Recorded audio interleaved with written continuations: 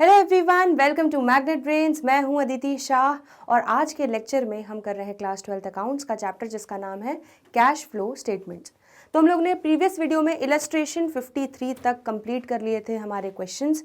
अब जल्दी से आगे बढ़ रहे हैं इलस्ट्रेशन नंबर 54 पर।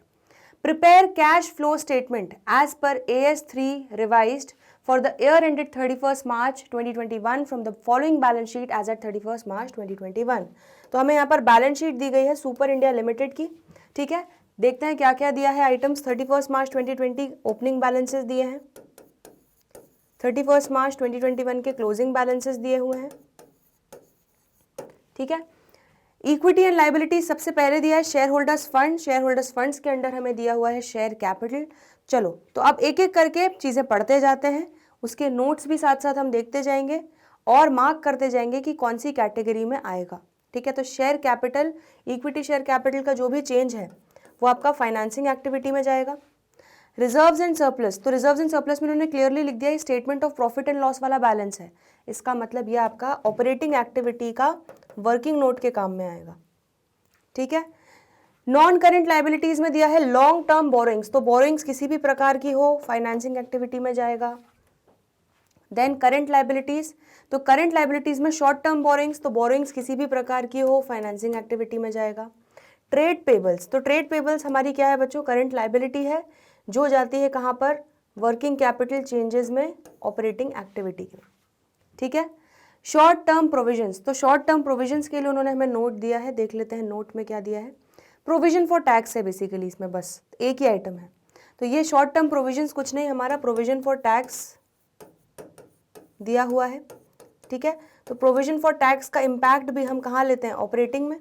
अब क्योंकि ओपनिंग क्लोजिंग बैलेंस दिया है तो यहाँ पर कहीं ना कहीं हमें अपना लेजर अकाउंट प्रिपेयर करना पड़ेगा, ये हमें दिमाग में रखना है। चलो, नॉन करेंट असेट्स में प्रॉपर्टी प्लांट एंड इक्विपमेंट, ठीक है, फिक्स्ड असेट्स। तो यहाँ पर नॉन करेंट असेट्स में आपको टेंजिबल असेट्स दिए हैं, दैट इज बिल्डिंग। ठीक है, ये आपका खरीदना बेचना जो भी है इन्वेस्टिंग एक्टिविटी में जाएगा। इनटेंजिबल असेट पेटेंट्स जो है, तो पेटेंट्स का क्या दिखा रहे हैं कि राइट ऑफ हो रहे हैं, बेसिकली कम हो रहे हैं। ठीक है, इसका मतलब अमोर्टाइजेशन हो रहा है, तो ये आपका जाएगा ऑपरेटिंग एक्टिविटी में, एड बैक करेंगे हम as non cash expense. Non current investments दिया है, ये भी आपका इन्वेस्टिंग एक्टिविटी में जाएगा। करंट असेट्स में आपको क्या क्या दिया है, इन्वेंट्रीज और ट्रेड रिसीवेबल्स आपका वर्किंग कैपिटल चेंजेस में जाएगा, ऑपरेटिंग एक्टिविटी के। और cash and cash equivalents last में हमारा एंड का तड़का है। ठीक है, जिसको हम लगाएंगे हमारी डिश प्रिपेयर हो जाने के बाद।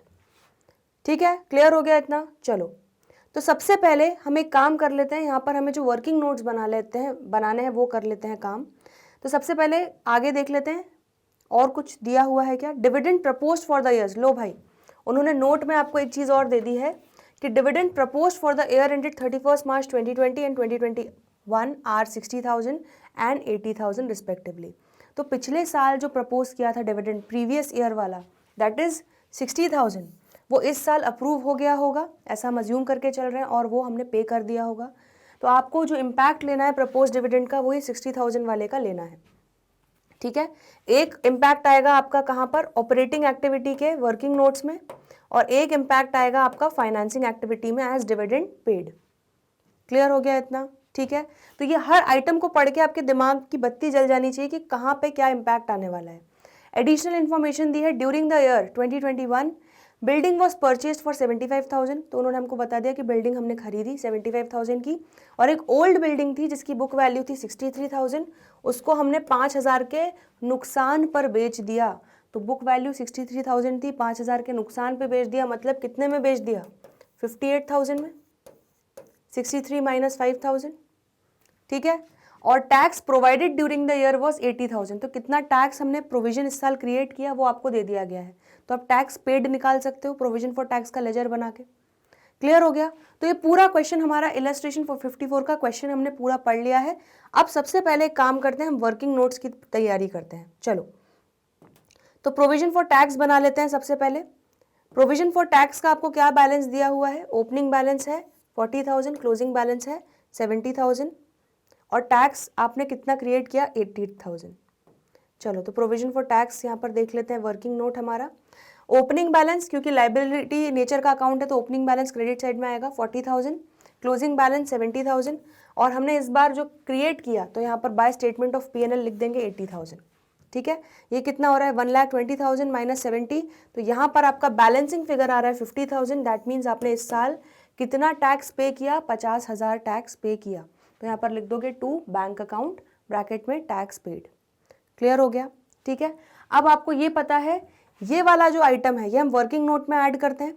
ठीक है, जो हमने टैक्स का प्रोविजन क्रिएट किया उसको हम ऐड बैक करते हैं net profit before tax and extraordinary items निकालने के लिए, और ये वाला हम सबसे लास्ट में tax paid during the year minus करते हैं ताकि हमारा cash flow from operating activities निकल सके।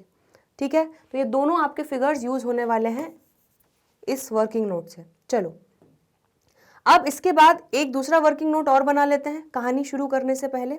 ठीक है, बिल्डिंग अकाउंट का। तो बिल्डिंग अकाउंट के लिए देख लेते हैं हम लोग क्या क्या दिया हुआ है। बिल्डिंग अकाउंट के हमें ओपनिंग बैलेंसेस और क्लोजिंग बैलेंसेस दिए हुए हैं। तो टैंजिबल ये आपको 6 लाख और 6 लाख ही दिया हुआ है। ठीक है, इसमें कोई चेंज नहीं है, तो इसको हम ओपनिंग क्लोजिंग बैलेंस लिख लेते हैं बिल्डिंग अकाउंट का। तो ओपनिंग बैलेंस भी टू बैलेंस BD 6 लाख है और क्लोजिंग बैलेंस भी 6 लाख है। ठीक है, अब यहाँ पर बोल रहे हैं एडजस्टमेंट्स में कि हमने 75,000 की बिल्डिंग खरीदी। ठीक है, बिल्डिंग वॉज परचेज फॉर 75,000। तो यहाँ पर हम बिल्डिंग अकाउंट में दिखा देंगे to bank account debit side में। ठीक है, तो यहाँ पर 75,000 ये आपका आ जाएगा to bank account building purchased. Clear हो गया इतना? फिर आपको दूसरी चीज़ क्या बोली उन्होंने कि एक बुक वैल्यू वाली बिल्डिंग थी, ओल्ड बिल्डिंग 63,000 जिसकी बुक वैल्यू थी, उसको हमने 5,000 के नुकसान पे बेच दिया। तो मतलब आपने कितने में बेचा? 58,000 हमने निकाल चुका था। तो बाय बैंक अकाउंट आप एज सेल दिखा दोगे, लॉस रिकग्नाइज कर लोगे 5,000 by loss on sale of building. ठीक है, तो आपने अब बिल्डिंग अकाउंट की सारी चीज़ें लिख ली। अब ज़रा टोटल करते हैं। डेबिट साइड का आ रहा है टोटल 6,75,000। ठीक है, तो 6,75,000 में से जब आप माइनस करोगे 58,000 माइनस 5,000 माइनस 6 लाख, तो आपका यहाँ पर बैलेंसिंग फिगर बच रहा है 12,000। तो ये 12,000 क्या कर रहा है? बिल्डिंग अकाउंट को रिड्यूस कर रहा है, क्रेडिट कर रहा है। ठीक है, तो ये कहीं ना कहीं हमारा क्या है? छुपा रुस्तम डेप्रीसिएशन। आ रहा है समझ में? तो ये आपका क्या हो जाएगा? By depreciation account. तो ये आपने ऑपरेटिंग एक्सपेंस में काम में आने वाला है, नॉन कैश एक्सपेंसेस में ऐड करोगे। ठीक है, तुरंत आपकी दिमाग की बत्ती जलनी चाहिए। क्लियर है इतना? चलो, तो यहाँ पर हमने बिल्डिंग अकाउंट भी बना लिया और प्रोविजन फॉर टैक्स भी बना लिया। अब आ जाते हैं cash flow from operating activities के लिए। ठीक है, इन्होंने यहाँ पर net profit before tax and extraordinary items का वर्किंग जो है वो सारा यहीं कर लिया है। ठीक है, आप चाहो तो इसको अलग से वर्किंग नोट्स में भी अलग से बना सकते हो। ठीक है, मैं तो पर्सनली वर्किंग नोट्स में बनाती, बट इन लोगों ने यहाँ पर कर दिया है। चलिए, तो cash flow from operating activities में सबसे पहले हमें कौन सा फिगर चाहिए होगा? हमारा क्लोजिंग और ओपनिंग। ठीक है, तो हमारा रिजर्व्स एंड सरप्लस में जो statement of profit and loss का क्लोजिंग बैलेंस है माइनस ओपनिंग बैलेंस, तो ये करेंगे तो हमारा net profit during the year आ जाएगा। चलिए, तो सबसे पहले ये करते हैं। Closing balance of surplus 2 lakh less opening balance of surplus 1 lakh, तो आपका net profit during the year कितना बचा? 1 लाख। ठीक है, अब इस net profit during the year में आप जब ऐड करोगे कुछ चीज़ें हमें ऐड करनी होगी। एक तो हमने इस साल प्रोविजन कितना क्रिएट किया? 80,000 का प्रोविजन क्रिएट किया, तो ऐड प्रोविजन फॉर टैक्स। ठीक है, प्लस जो आपने डिविडेंड प्रीवियस ईयर का प्रपोज डिविडेंड है वो भी ऐड करते हैं हम, तो 60,000 भी ऐड करेंगे आपने जो प्रॉफिट्स में से दिया होगा। ठीक है, जो आपके प्रॉफिट आफ्टर टैक्स में से दिया होगा। आ रहा है समझ में? तो ये सारे इम्प्लीकेशंस ऐड करने के बाद तो 1 लाख में जब आप 1,40,000 ऐड करोगे तो 2,40,000 आपका जो फाइनल आ जाएगा वो क्या आ जाएगा? Net profit before tax and extraordinary items. ठीक है, तो सारे ऐड और लेस करने के बाद जो भी चीज़ें हैं आपका net profit before tax and extraordinary items आपको मिल गया। चलिए, तो अब फाइनली ऑपरेटिंग एक्टिविटीज़ की असली कहानी शुरू होती है। अब net profit before tax and extraordinary items निकालने के बाद हम क्या करेंगे? ऐड करेंगे सारे non cash and non operating expenses. ठीक है, तो non cash non operating expenses में पहले आ जाते हैं हम हमारे वर्किंग नोट्स पे। तो 12,000 का डेप्रीसिएशन आपका नॉन कैश एक्सपेंस हो जाएगा, ये ऐड होगा। Loss on sale of building 5,000 का, तो ये भी आपका नॉन ऑपरेटिंग एक्सपेंस है, ये भी ऐड बैक हो जाएगा। ठीक है, तो non cash non operating expense में आपका एक तो 12,000 का डेप्रीसिएशन हो जाएगा, एक 5,000 का loss on sale of building हो जाएगा। ठीक है, अब आ जाते हैं बैलेंस शीट पे। तो बैलेंस शीट में और देखते हैं क्या क्या चीज़ें दी हुई हैं हमें। यहाँ पर हमने एक चीज़ और मार्क की थी, अमोर्टाइजेशन ऑफ पेटेंट्स 50,000 थे, 45,000 हो गए, तो 5,000 का अमोर्टाइजेशन हुआ। ये भी आपका नॉन कैश एक्सपेंस है, इसको भी ऐड बैक करोगे। ठीक है, अब टोटल 22,000 आपको ऐड बैक करना है, तो 2,40,000 में जब 22,000 ऐड करोगे तो आपका 2,62,000 क्या आ जाएगा, operating profit before working capital changes. यहाँ पे कोई भी नॉन ऑपरेटिंग इनकम नहीं थी, इसलिए उसका इफेक्ट नहीं लिया, सीधे आपका operating profit before working capital changes आ जाएगा 2,62,000। ठीक है, अब वर्किंग कैपिटल चेंजेस का इफेक्ट देना है हमें। ठीक है, तो ऐड क्या करते हैं, increase in current liabilities, decrease in current assets, और लेस क्या करते हैं, इसका जस्ट उल्टा, decrease in current liabilities and increase in current assets. चलो, तो अब आ जाते हैं यहाँ पर और देखते जाते हैं एक एक करके। हमारा यहाँ पर ऑपरेटिंग एक्टिविटी में सबसे पहले जाएगा ट्रेड पेबल्स। ठीक है, तो ट्रेड पेबल्स 60,000 था और अब कितना हो गया, 45,000। तो हमारा करंट लाइबिलिटी कम हो रही है, तो ये आपका कौन सी कैटेगरी में चला जाएगा, लेस की कैटेगरी में चला जाएगा। तो ट्रेड पेबल्स आपका लेस की कैटेगरी में चला जाएगा। ठीक है, कितना, 15,000 से कम हो रहा है। क्लियर हो गया इतना। चलो, अब करंट असेट्स पे आ जाते हैं। तो करंट असेट्स में इन्वेंट्रीज 10,000 था, 15,000 हो रहा है, इंक्रीज इन करंट असेट्स हो रहा है, तो 5,000 से इन्वेंट्रीज लेस की कैटेगरी में दिखा दोगे। तो यहाँ पर 5,000 से इन्वेंट्रीज दिखा देंगे लेस की कैटेगरी में। ठीक है, then next trade receivables. Trade receivables 1,20,000 के थे, अब 1,95,000 के हो गए, तो ये भी आपके करंट एसेट्स इंक्रीज हो रहे हैं।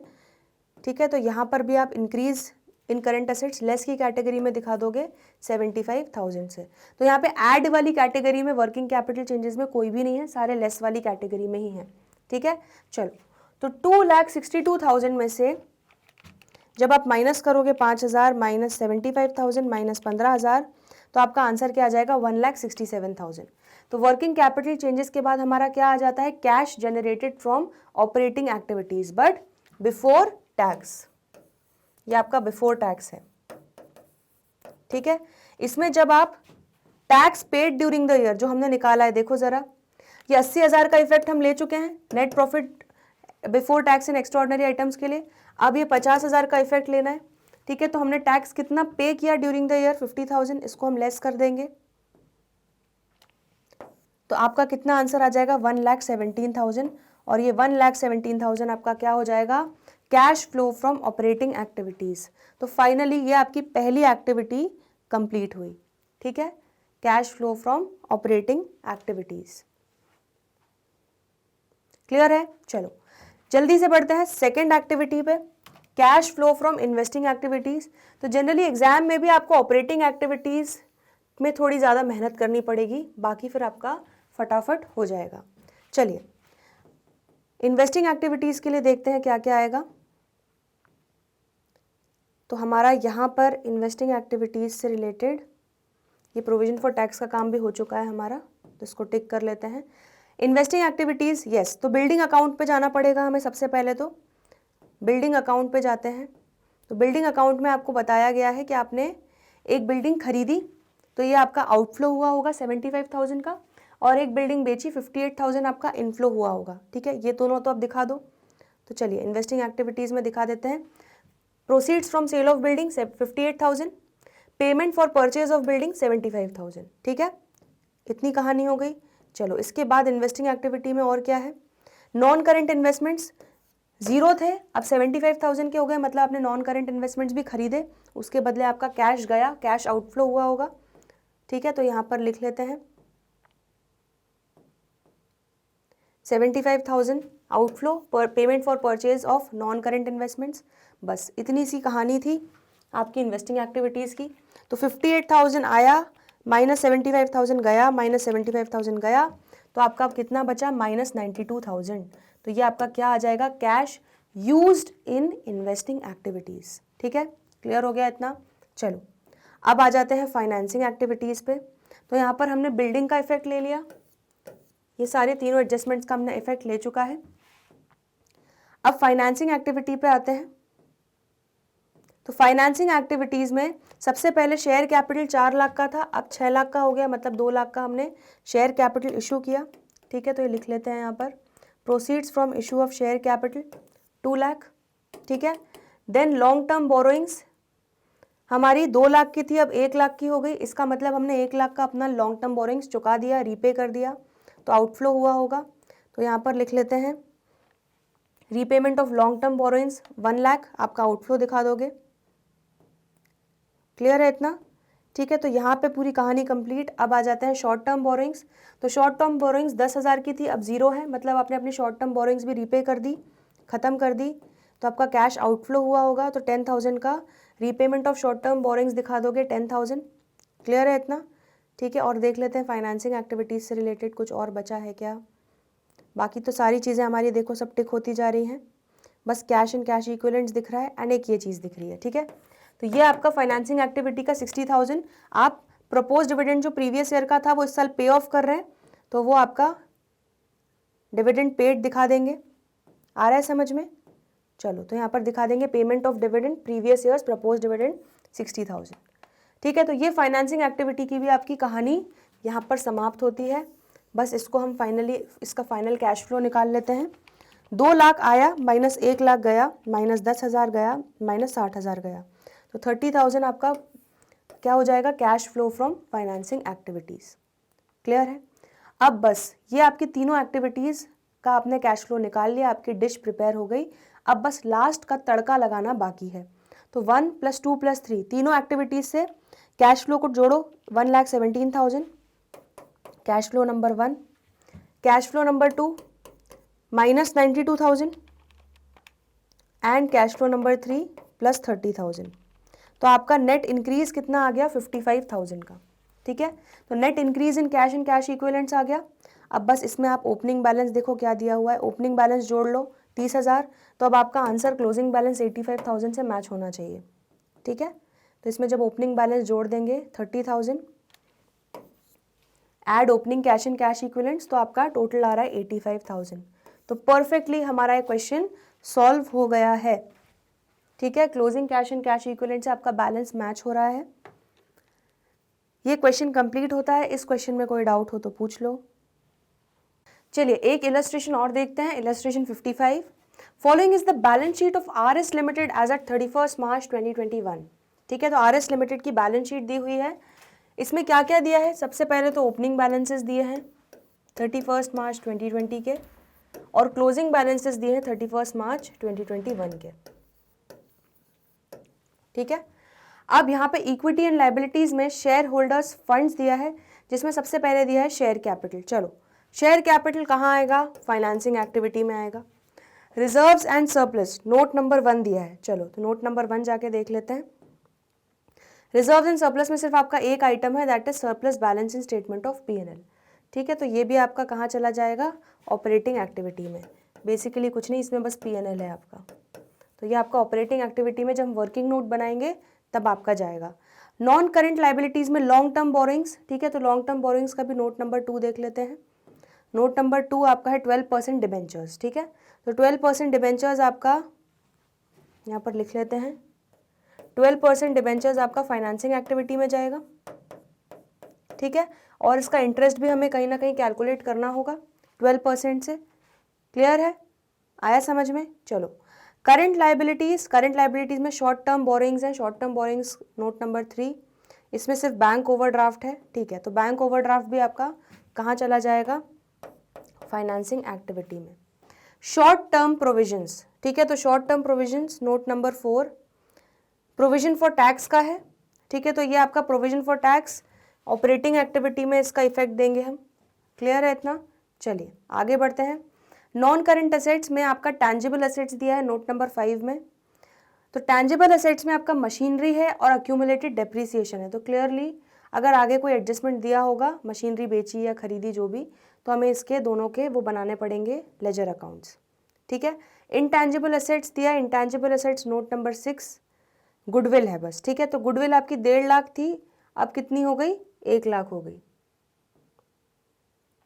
क्लियर है इतना, चलो नॉन करेंट इन्वेस्टमेंट्स, तो नॉन करेंट इन्वेस्टमेंट्स आपका क्या हो जाएगा, फाइनेंसिंग एक्टिविटी में आ जाएगा।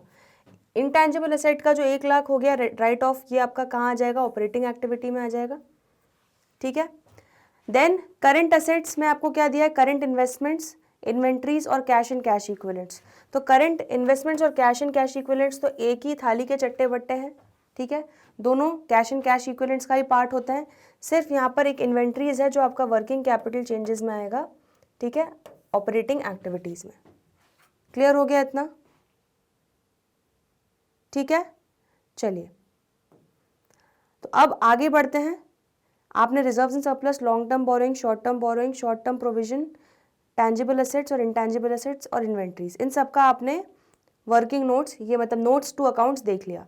अब एडिशनल इन्फॉर्मेशन क्या दी है, ₹1,12% debentures were issued on 31 March 2021। तो वो उन्होंने हमें एक तरीके से अजम्पशन दे दिया है कि भाई जो हमने डिबेंचर्स इशू किए हैं वो ईयर एंड पे इशू किए हैं, तो उस हिसाब से इंटरेस्ट कैलकुलेट करना, ठीक है, तो उन्होंने हमको हिंट दे दिया है उस चीज़ का।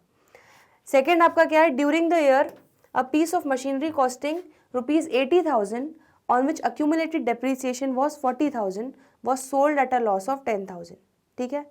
तो यहाँ पर एक मशीनरी थी जिसका कॉस्ट 80,000 था, उस पर अक्यूमुलेटेड डेप्रिसिएशन था 40,000, उसको हमने बेच दिया है 10,000 के लॉस पर। हमें क्या करना है, कैश फ्लो स्टेटमेंट बनाना है। क्लियर है इतना? चलो तो सबसे पहले हम स्टार्ट करते हैं cash flow from operating activities से। फर्स्ट एक्टिविटी, अब इस एक्टिविटी के लिए सबसे पहला फिगर हमें कौन सा चाहिए होगा, net profit before tax and extraordinary items, ठीक है। तो चलिए हम उसका वर्किंग नोट बना लेते हैं। Net profit before tax and extraordinary items के लिए सबसे पहले क्या करना होगा, जो हमें रिजर्व्स एंड सरप्लस दिया हुआ है, ठीक है, आपका क्लोजिंग बैलेंस है 2.5 lakh minus opening balance 1 lakh, ये ले लेंगे। तो वर्किंग नोट में आ जाएगा हमारा क्लोजिंग बैलेंस 2.5 लाख, ठीक है, और ओपनिंग बैलेंस हमारा आ जाएगा 1 लाख, ठीक है। तो 2.5 लाख माइनस 1 लाख कितना हो जाएगा, 1,50,000 आपका क्या हो जाएगा, net profit during the year. अब net profit during the year आ गया। अब आपको क्या निकालना है, net profit before tax and extraordinary items. तो आपको कुछ डिविडेंड वगैरह तो दिया नहीं है, लेकिन हाँ एक चीज़ आपको याद आनी चाहिए, क्या, आपको प्रोविजन फॉर टैक्स का ओपनिंग क्लोजिंग बैलेंस दिया है, ठीक है। तो प्रोविजन फॉर टैक्स पे आ जाते हैं। Provision for tax short term provisions में आपको ओपनिंग बैलेंस और क्लोजिंग बैलेंस दिया है, ठीक है, क्लियर है इतना। लेकिन आपको कुछ भी ये नहीं दिया कि टैक्स कितना पे किया इस साल, या आपको एडिशंस में ये नहीं दिया कि आपने कितना क्रिएट किया, ठीक है। अब कितना टैक्स पे किया, कितना क्रिएट किया, अगर ये आपको नहीं दिया है तब एक बेसिक सा अजम्पशन हम लेके चलते हैं, क्या, पिछले साल का जो प्रोविजन क्रिएट किया था वो हमने इस साल क्या कर दिया होगा, टैक्स पे कर दिया होगा। पिछले साल का जो प्रोविजन था उसको हमने इस साल पे कर दिया होगा, और इस साल का जो प्रोविजन है वो हमने इस साल क्रिएट किया होगा, ठीक है। तो ये 1,25,000 क्या हो जाएगा आपका, ये टैक्स पेड हो जाएगा। आ रहा है समझ में? पिछले साल का प्रोविजन इस साल पे करेंगे, और ये 2 लाख रुपए आपका क्या हो जाएगा, ये आपका प्रोविजन इस साल का क्रिएटेड हो जाएगा। क्लियर है? तो ऑपरेटिंग एक्टिविटी में जब हम net profit before tax and extraordinary items निकालते हैं, तब आप प्रोविजन क्रिएट जो आपने किया है, अपने पीएनएल से जो अलग आपने प्रोविजन बना के रख दिया है, उसको दोबारा क्या कर देते हैं, ऐड बैक कर देते हैं। तो ये 2 लाख हम ऐड बैक कर देते हैं, ठीक है। तो ये 1,50,000 में जब आप 2 lakh add provision for tax कर दोगे तो टोटल कितना आ जाएगा, 3,50,000, ठीक है। तो ये आपका फाइनल आंसर आ गया net profit before tax and extraordinary items का। क्लियर है वर्किंग नोट? चलो अब जल्दी से बढ़ते हैं आगे। यहाँ पर हमने net profit before tax and extraordinary items निकाल लिया 3,50,000। अब इसमें हमें ऐड करना पड़ेगा क्या, non cash non operating expenses, ठीक है। तो non cash non operating expenses में आ जाते हैं, ध्यान से देखते हैं क्या क्या दिया हुआ है हमें। पहले तो मशीनरी और अक्यूमुलेटेड डेप्रिसिएशन का हमें पूरा क्लियर करना पड़ेगा। चलो तो पहले मशीनरी अकाउंट और अक्यूमुलेटेड डेप्रिसिएशन बना लेते हैं कि इसी से हमें डेप्रिसिएशन ऑफ द ईयर मिलेगा, ठीक है। चलो ओपनिंग बैलेंस 10,55,000 और क्लोजिंग 16,75,000। तो मशीनरी अकाउंट बना लेते हैं। ओपनिंग बैलेंस 10,55,000, क्लोजिंग 16,75,000, ठीक है। अक्यूमुलेटेड डेप्रिसिएशन का भी देख लो क्या दिया हुआ है। अक्यूमुलेटेड डेप्रिसिएशन का opening balance 1,40,000, closing 2,10,000। Accumulated depreciation का भी एक लेजर अकाउंट बना लेंगे, क्योंकि ये लायबिलिटी नेचर का अकाउंट होता है, तो ओपनिंग बैलेंस क्रेडिट साइड में आ जाएगा 1,40,000 एंड 2,10,000। क्लियर है इतना? अब आपको एडजस्टमेंट में क्या दिया गया है, ध्यान से, उन्होंने बोला है एक मशीनरी जिसकी कॉस्ट थी 80,000, ठीक है, हमने खरीदा था उसको कॉस्ट 80,000 पे, उस पर अभी तक 40,000 का डेप्रीसिएशन हमारे मटके में इकट्ठा हो चुका है, अक्यूमुलेट हो चुका है, ठीक है। तो वो हटाने के बाद हमारा उसकी वैल्यू कितनी बच रही है, 40,000। तो इसको हमने बेचा है एट लॉस ऑफ 10,000, मतलब 10,000 का लॉस अगर हमने माइनस कर दिया तो आपकी सेल वैल्यू आ जाएगी। इसका मतलब आपने इसको 30,000 में बेचा है। 40,000 की वैल्यू वाली जो मशीन को आपने 10,000 के लॉस पे बेचा है, मतलब 30,000 में बेचा है। क्लियर है? तो ये आपको वर्किंग समझ में आ गई। चलो अब बस इसी को हमें यहाँ पर लिखना है। तो यहाँ पर अक्यूमुलेटेड डेप्रीसिएशन इस मशीनरी पे अभी तक कितना लग चुका है, अब ये यहाँ पे हमें रिकग्नाइज करना पड़ेगा बाय अक्यूमुलेटेड डेप्रीसिएशन अकाउंट 40,000, ठीक है। और अक्यूमुलेटेड डेप्रीसिएशन हम मटके में से वो अमाउंट यूटिलाइज कर रहे हैं, जो मशीन को बेच रहे हैं उसका अक्यूमुलेटेड डेप्रीसिएशन उसको हम यूटिलाइज कर रहे हैं। तो यहाँ पर 40,000 हम क्या कर देंगे, डेबिट साइड पे लिख देंगे टू मशीनरी अकाउंट। इतना क्लियर हो गया, ठीक है। चलो अब मशीनरी अकाउंट पे आ जाते हैं। यहाँ पर हमने क्या बोला गया है कि हमने मशीनरी को बेचा एट अ लॉस ऑफ 10,000, तो by loss on sale of machinery आप रिकग्नाइज कर लोगे।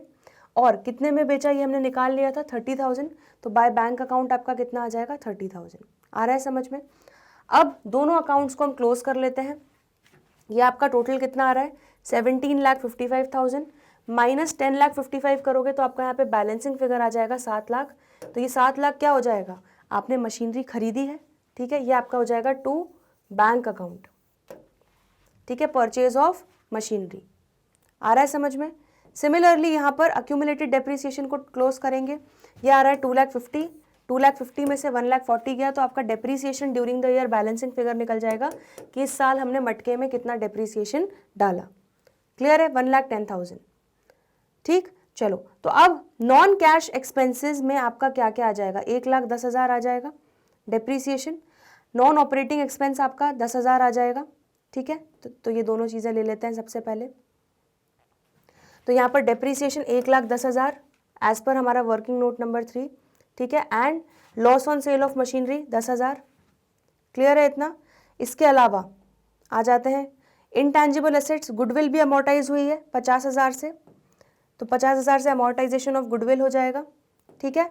और जो आपको नहीं भूलना है वो ये कि आपका यहाँ पर इंटरेस्ट ऑन डिबेंचर्स 12% डिबेंचर्स दिया है, तो ओपनिंग बैलेंस पे 12% निकाल लो, क्योंकि जितना भी आपने इशू किया है डिबेंचर्स वो ईयर एंड पे किया है, तो पूरे साल आपको ओपनिंग बैलेंस पे ही निकालना पड़ेगा। तो 42,000 आपका क्या आ जाएगा, 3,50,000 पे 12% इंटरेस्ट ऑन डिबेंचर्स आ जाएगा। ये आपका नॉन ऑपरेटिंग एक्सपेंस है, इसको भी हमें क्या करना होगा, ऐड बैक करना होगा। तो 42,000 को भी ऐड बैक कर लेंगे, ठीक है। तो 3,50,000 प्लस 50,000 प्लस 1,10,000 प्लस 42,000 प्लस 10,000, तो 5,62,000 आपका क्या आ जाएगा, operating profit before working capital changes, ठीक है। तो वर्किंग कैपिटल चेंजेस के पहले आपका ऑपरेटिंग प्रॉफिट आ गया। अब आते हैं क्वेश्चन पे। तो यहाँ पर वर्किंग कैपिटल चेंजेस का सिर्फ एक ही आइटम था, इन्वेंट्रीज। 72,000 था, 1,22,000 हो गया, ठीक है, मतलब कितने से बढ़ गया, 50,000 से बढ़ गया। तो हमेशा इंक्रीज इन करेंट असेट्स को हम क्या करते हैं, लेस की कैटेगरी में दिखाते हैं।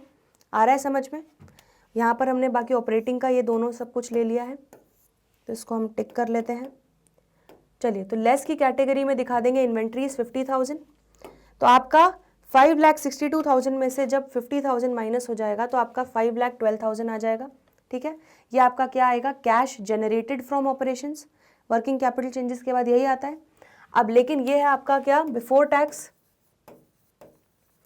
अब इसमें आप क्या करोगे, tax paid during the year. तो मैंने वही आपको जो बात समझाई थी, लास्ट ईयर का जो प्रोविजन है वो इस साल का टैक्स पेड बन जाएगा, ठीक है। तो 1,25,000 आप यहाँ पे टैक्स पेड दिखा दोगे। तो 5,12,000 में से जब 1,25,000 गया तो आपका क्या बचेगा, 3,87,000। तो 3,87,000 ये आपका cash flow from operating activities आ जाएगा। क्लियर है इतना? ठीक है।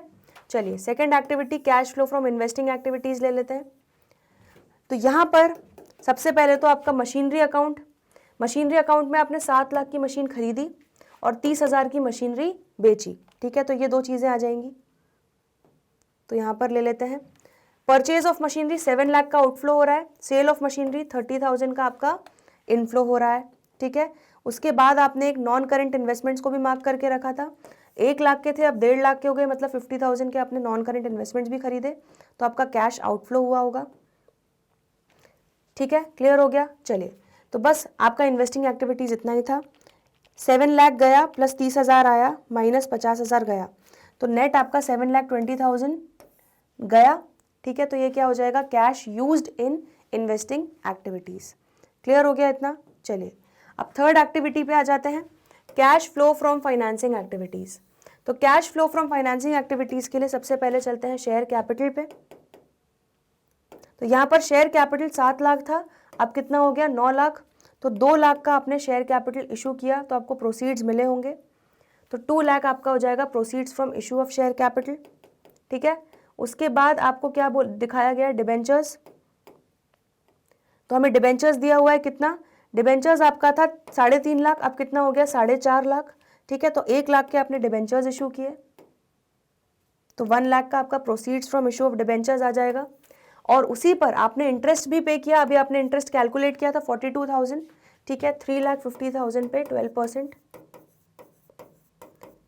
तो ये आपने इंटरेस्ट दिया, तो ये आपका आउटफ्लो हो जाएगा अंडर फाइनेंसिंग एक्टिविटीज। क्लियर है इतना। चलो, और इसके अलावा देखते हैं फाइनेंसिंग एक्टिविटी का क्या आइटम दिया है। हाँ, शॉर्ट टर्म बोरिंग 75,000 की थी, अब कितनी हो गई 1,50,000 की हो गई, ठीक है। तो ये आपके बैंक ओवरड्राफ्ट भी बढ़ गया, तो इससे भी आपको बेसिकली लोन आपका बढ़ रहा है, तो आपको प्रोसीड्स मिल रहे हैं, तो 75,000 से आपका बैंक ओवरड्राफ्ट रेज्ड आ जाएगा। क्लियर हो गया इतना।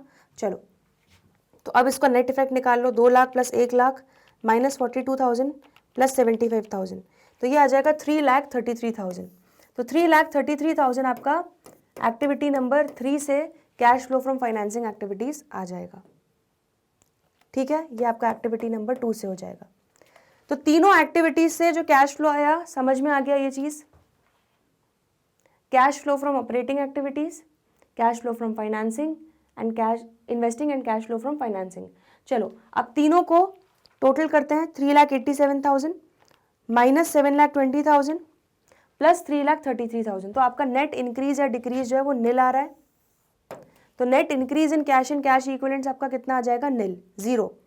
अब इसमें आप ओपनिंग बैलेंस ऐड कर दो, ओपनिंग बैलेंस देखो जरा किसका आएगा आपका, तो यहाँ पर ओपनिंग बैलेंस आपको दोनों का लेना पड़ेगा, 43,000 plus 70,000 cash and cash equivalents और करंट इन्वेस्टमेंट्स का लेना पड़ेगा, तो यहाँ पर हम कर देंगे 43,000 प्लस 70,000, ठीक है। कितना हो जाएगा 1,13,000। अब 1,13,000 प्लस 0 इज इक्वल टू 1,13,000 ही होता है, तो आपका क्लोजिंग बैलेंस का भी इतना ही टोटल आना चाहिए, तो देख लेते हैं क्लोजिंग बैलेंस। तो क्लोजिंग बैलेंस भी आपका कितना आ रहा है 40,000 प्लस 73,000, तो ये भी उतना ही आ रहा है। क्लियर हो गया इतना। तो ये आपका क्वेश्चन फाइनली कंप्लीट होता है। एक बार जल्दी से इसका सोल्यूशन देख लीजिए, इसमें कोई भी डाउट हो तो पूछ लीजिए, ठीक है। तीनों एक्टिविटीज़ का निकालने के बाद हमारा नेट इंक्रीज 0 आया है, और उसमें जब हम ओपनिंग बैलेंस, करंट इन्वेस्टमेंट्स का और कैश एंड कैश इक्विवेलेंट्स का ऐड कर रहे हैं, तो वो हमारे क्लोजिंग बैलेंस के बराबर आ रहा है, जिसमें हमारा करंट इन्वेस्टमेंट्स और कैश एंड कैश इक्विवेलेंट्स मिला हुआ है। क्लियर है। चलिए, तो आई होप आपको ये दोनों इलस्ट्रेशंस अच्छे से समझ में आ गए हैं। इसमें कोई भी डाउट हो, दिक्कत हो, परेशानी हो तो कमेंट सेक्शन में पूछना ना भूलें। आज के लिए इतना ही, बाकी के इलस्ट्रेशंस करेंगे आने वाले अगले लेक्चर्स में। तो जल्दी मिलते हैं ब्रेक के बाद, देखते रहिए मैग्नेट ब्रेन्स, तब तक के लिए गुड बाय।